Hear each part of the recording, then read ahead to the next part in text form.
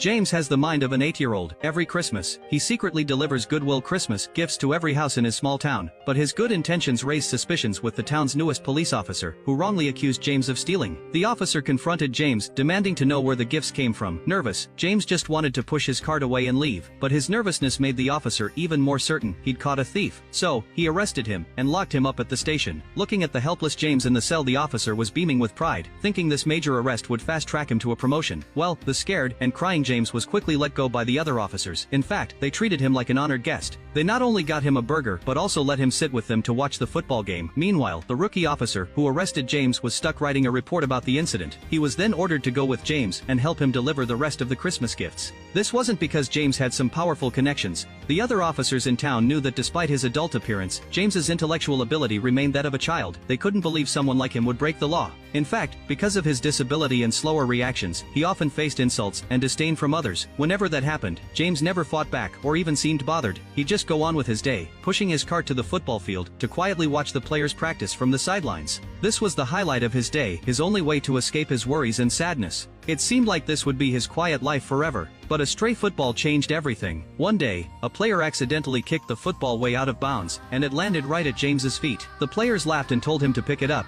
James did pick up the football, but he mistakenly thought it was a gift for him, and so, he simply put it away for himself. The player saw this and immediately told Coach Jones that James had taken their ball. Coach Jones just smiled. He didn't make a big deal out of it because he'd already noticed this kind-hearted young man who came to watch every day. If James loved football that much, why not let him have one? But the player nursing a grudge wasn't having it. The very next day he got some teammates together, cornered James, and locked him in the equipment shed. They kept banging a football against the door to scare him. Sensing something was off, Coach Jones went to tell the players to stop. That's when he heard faint crying from inside. He opened the door to find James, his hands and feet tied up, visibly terrified. Coach Jones calmly reassured him while carefully cutting the tape loose. Once free, James didn't even stop to thank him. All he wanted was to get away from that dark confined space as fast as possible. Coach Jones was furious. The idea that a group of strong athletes would bully someone with an intellectual disability was unacceptable. He decided then and there to teach them a lesson. So, when practice ended at noon, the 9 boys who had done wrong faced their punishment. Under Coach Jones's watch, they were made to run relentless sprints across the field. They started under the blazing sun and kept going until their footsteps dragged through the sunset glow. They ran until they were exhausted, until their pleas for mercy grew hoarse.